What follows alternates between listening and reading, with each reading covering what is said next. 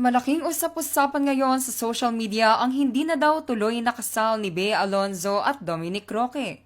Ito ay sa kadahilan ng ilang araw nang nakikitang hindi suot ni Bea Alonzo ang kanyang milyones na engagement ring na siyang ibinigay ni Dominic Roque. Gusot sa pagitan ni Bea at Dominic, lalong lumalala ayon sa report. Ito ang buong storya. Kamakailan ay inulan ng mga komento sa kanyang social media account ang kilala at sikat na aktres na si Bea Alonzo.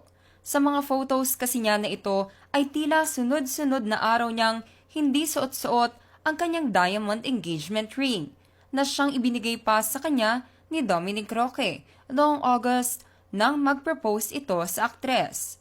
Sa larawan na ito ay lantarang ipinakita ni Bea na wala na sa kanyang kamay ang nasabing engagement ring at ikinabahala naman ito ng kanyang mga fans at supporters.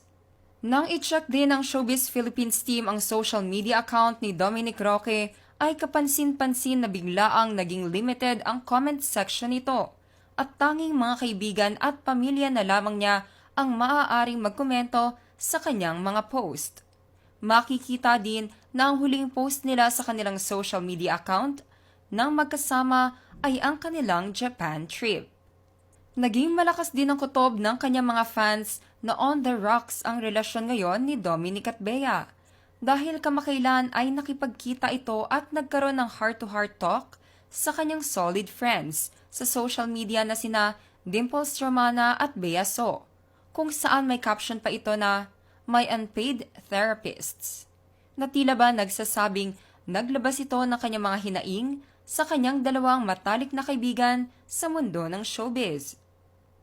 At isang linggo matapos ang post niya na ito, ay nag-post ulit siya kasama muli ng kanyang mga kaibigan na sina Dimples at Bea So sa isang event at finlaunt na ni Bea ang kanyang kamay na wala na ang nasabing diamond engagement ring.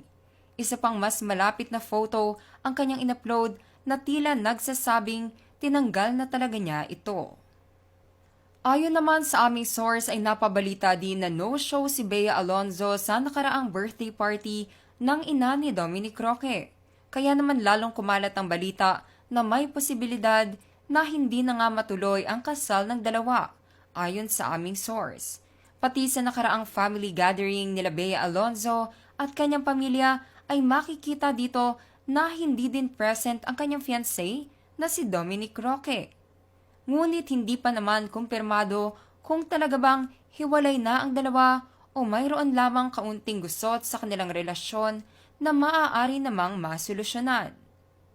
Marami naman sa mga fans at supporters ng Bea Dom ang umaasa na maayos pa ng dalawa ang kanilang hindi pagkakaintindihan at sa tamang panahon ay matuloy din ang kasal ng dalawa. There you have it mga ka-showbiz peeps. Sa tingin nyo, bakit nga kaya hindi na sinusuot ni Bea Alonzo ang kanyang engagement ring? Tunay nga kaya nahiwalay na sila ni Dominic Roque o wedding jitters lamang ito? Just comment below.